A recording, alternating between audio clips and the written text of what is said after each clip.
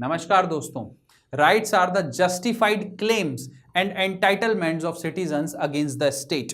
और भारत के संविधान में पार्ट 3 के अंदर तो फंडामेंटल राइट्स का मेंशन है।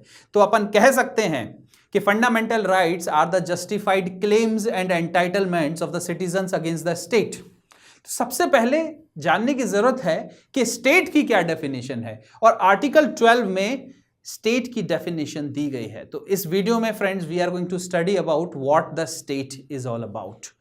Welcome to Shriram's IAS UPSC prep channel. Welcome to this series of studying Indian polity through mind maps. Let's begin our series. Now before I start, I would like to tell you about the one-to-one mentorship of Shriram's IAS. This is free mentorship, and if you have any doubts regarding your preparation, you can approach our expert mentors.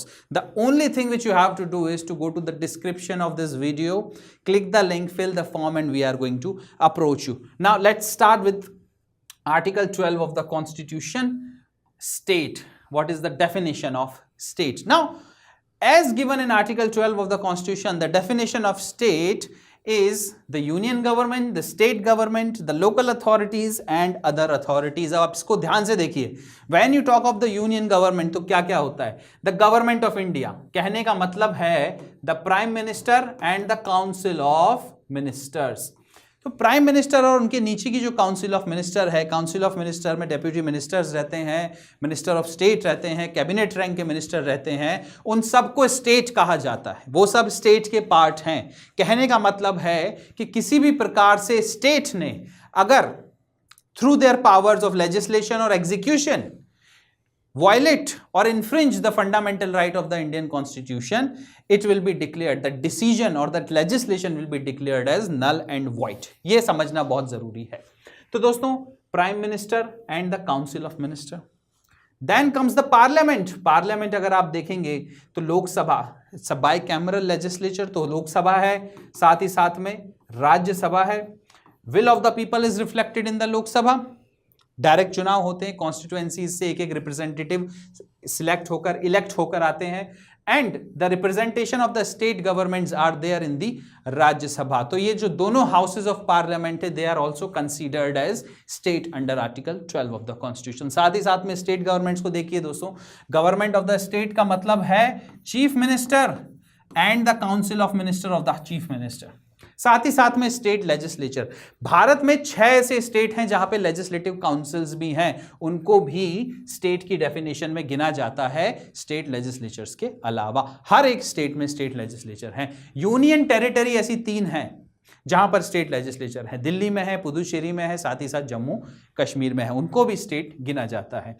अब देखिए local authorities. तो दोस्तों local authorities में क्या आता है? पंचायत आती हैं, म्युनिसिपैलिटीज आती हैं, जिला परिषद आती हैं। साथ ही साथ में आपने जनरल क्लॉजेज एक्ट के बारे में सुना होगा।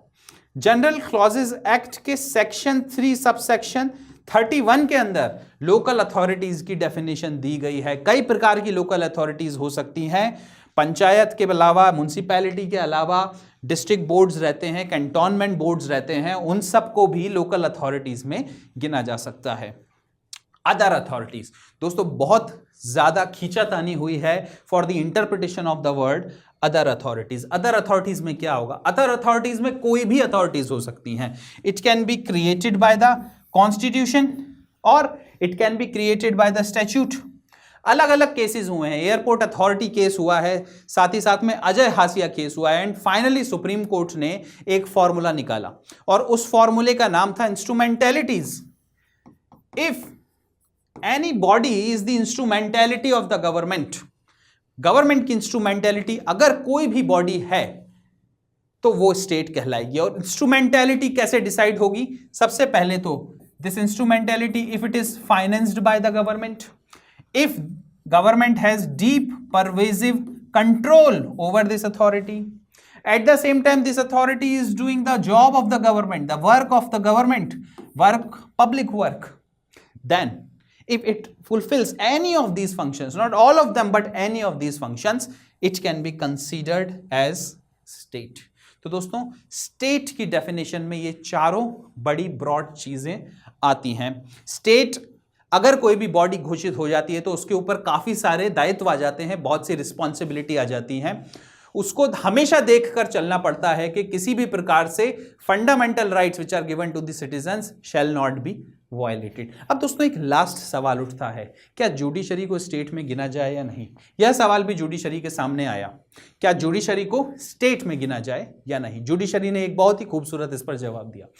किसी भी समय जब जुडिशरी जुडिशियल वर्क कर रही है, रेफरी का वर्क कर रही है, एडजुडिकेशन का वर्क कर रही है, उस समय वह स्टेट नहीं कहलाएगी, क्योंकि हो सकता है कि जो केसेस उसके सामने आ रहे हैं उसमें स्टेट ही एक पार्टी हो, उसमें गवर्नमेंट एक पार्टी हो, उस समय स्टेट जुडिशरी नहीं कहलाएगी। बट जो भी दूसरे काम होते हैं जुडिशरी के, अपॉइंटमेंट्स रहते हैं, जुडिशरी के इंटरनल एडमिनिस्ट्रेटिव वर्क्स रहते हैं, वो सब करते समय जुडिशरी स्टेट की डेफिनेशन में कवर होगी। तो दोस्तों this was all about state. Fundamental rights को समझने के लिए स्टेट को समझना बहुत जरूरी है, because let me repeat again, rights are the justified claims and entitlements of citizens against the state. तो आपको जानना जरूरी है कि स्टेट क्या होता है। So thank you very much for joining me in this video. Have a nice day and जय हिंद।